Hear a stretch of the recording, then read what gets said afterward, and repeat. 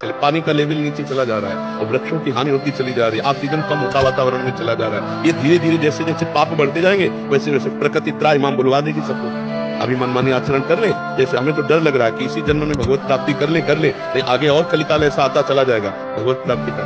आजकल मांस मदिरा गलत आचरण एक मनोरंजन हो गया, कोई इसे थोड़ी मानता है पाप है, कोई नहीं मानता। व्यभिचार को कोई पाप मानता है क्या? आजकल तो मनोरंजन माना जाता है। कलयुग है, बच्चा बहुत बढ़ रहा है।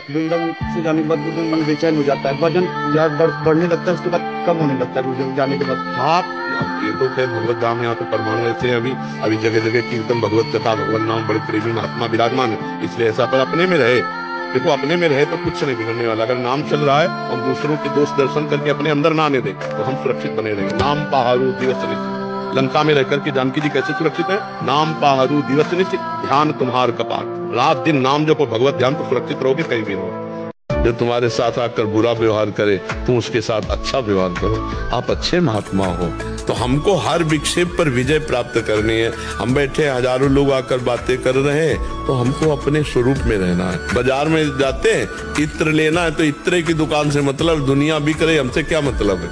ऐसे कोई संत मांगेगा पैसा हमें यज्ञ करने के लिए, भंडारा करने के लिए? सब ड्रामेबाजी, नाटकबाजी। अगर भूखा कह रहा मुझे रोटी खिला दो तो बाहर बैठा दो और अपना भोजन उसको दे दो, ये हम अनुमति देते हैं। ठंडी में है, कोई कांप रहा है, अपनी शर्ट उतारो उसे पहना दो, अच्छी बात है, हम चलेगा। लेकिन रुपया मांग रहा है और ये कह रहा अगर हमको नहीं दिया तो तुम्हारा नाश कर देंगे, ये साधु हो ही नहीं सकता। और ये सबको सावधान रहना चाहिए। अगर करोड़ आदमी आपको सलाह दे तो सलाह मानने योग्य नहीं है, लेकिन एक विवेकवान और भगवान में अपने प्राणों को समर्पित किए हुए बोले तो आंख मूंद करके चल दो उस मार्ग पे, कभी पतन नहीं होगा। बिना ही विचार करी शुभ जानी। एक तरफ एक करोड़ लोग हैं और एक तरफ एक विवेकवान महात्मा है जो भगवान से तन्मयता को प्राप्त है। उसके वचन सुनो, करोड़ के वचन न मानो और आंख मूंद के चल दो तो गिरोगे नहीं। करो सदा तिनके रखवारी, जिम बालक राखे महतारी। भगवत प्राप्त महापुरुष के वचन पावरफुल होते हैं, उनमें आध्यात्मिक ऊर्जा शक्ति होती है। वो आपके हृदय को ऐसे जकड़ करके प्रभु से मिला देंगे कि आप छूटना भी चाहो तो नहीं छूट सकते। भाई एक बार समर्पण वृत्ति आनी चाहिए। बहुत सुनने से या बहुत प्रवचन करने से कोई आत्मज्ञानी नहीं हो जाता। साधना करके जब अनुभव होता है तब वो आत्म साधना में लगना पड़ेगा।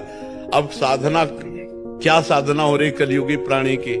समय से बाल भोग, समय से रात दोपहर का भोग, शयन भोग और मनमानी भोगों का आचरण, ये साधना हो रही। ईमानदारी से देखो तो जो मन में आया सो कर बैठे, तो इससे परमात्मा बोध तो नहीं होता है। मन को मार ले फिर हो गया भजन।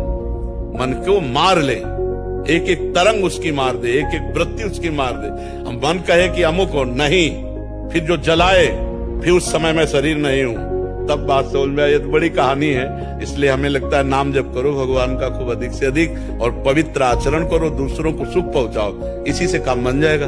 भगवान का नाम जप करो और पवित्र आचरण, दूसरों को सुख पहुंचाओ, सब में भगवान विराजमान है। तो इसी से भगवान कृपा करेंगे तो ज्ञान भी हो सकता है, प्रेम भी हो सकता है, कल्याण भी हो सकता है। वाणी के वेग को शासन में लीजिए और मनशाह मनोवेगम, मन का वेग आता है। ये देखो, ये भोगों आदि आदि संकल्प विकल्प, इसके वेग को सह जाओ। कुछ नहीं बोलना, सहने का मतलब होता है कुछ नहीं बोलना। मन कह रहा मुझे ऐसा करना है, मुझे ऐसा करना है, मुझे ऐसा, कुछ नहीं बोलना। कुछ भी उसकी जलन जो हो रही है किसी से नहीं कहना, शांत गंभीर, खत्म। पर उपासक क्या करता है? जो कच्चा उपासक है, नहीं नहीं अब मेरे मन में आ रही, मेरे मन में जलन हो रही, मुझे ऐसा करना है, मुझे ऐसा नहीं। शांत, ना बोलना है जो मन में आ रहा है, ना उसकी जलन पर ध्यान देना है। अपने मंत्र नाम उपासना कर्तव्य में लगे रहो, शांत हो जाएगा। इसके शांत करने की युक्ति है, इसे मतलब मत रखो। जैसे एक पागल आदमी रोड में खड़े तुम्हारे ऊपर कंकड़ फेंके, थूके, गाली दे, तो अपने लोग क्षमा भाव से कि वो पागल है, ऐसे मन अभी पागल है, इसके निर्णय पे ना हो। ये क्षण क्षण में बदल, इसको भजन से मतलब नहीं है, इसको क्षण क्षण में नवीन नवीन प्रपंच चाहिए। ये मनसा वेगम, मनोवेगम, इसका स्वरूप यही है, यही बंधन और मोक्ष का कारण है। ये क्षण क्षण में प्रपंच चाहता है। 5 ज्ञानेंद्रियों के द्वारा ये जाल रचा करता है जीव को फंसाने का। जहां हो, जैसी परिस्थिति में हो, बहुत अच्छी परिस्थिति भगवान ने दी, उसी परिस्थिति में भजन कर ले जाओ। परिस्थिति बदलने की जरूरत नहीं है, भजन करने की जरूरत है। भजन कर ले गए तो स्थिति बदल जाएगी, परिस्थिति नहीं। परिस्थितियां कहीं भी अनुकूल नहीं होती, स्थिति अनुकूल बनाई जाती, भजन के द्वारा स्थिति। क्या प्रभु अपने भक्तों से नाराज होते हैं? अगर हाँ तो हम कैसे समझें कि प्रभु नाराज हैं? तुम्हारी माँ होंगी तो माँ क्या समझता, हर समय दुलारी करती रहती, क्या डांटती भी तो है। क्या उसके डांटने में दुलार नहीं होता क्या? कैसे डांटती है? ये दूध पी, नहीं हमारी इच्छा नहीं, थप्पड़ मारेंगे, दूध पी, और दूध पी लेता ना। अच्छा, अब आप उसमें ये विचार करके तो उसमें माँ का क्या नाराज होना और क्या प्रसन्न होना आपके लिए ही ना। चल बाथरूम चल, स्नान कर, श्रृंगार, हम नहीं हम खेलेंगे जाकर, थप्पड़ मारती, चल सीधे चल।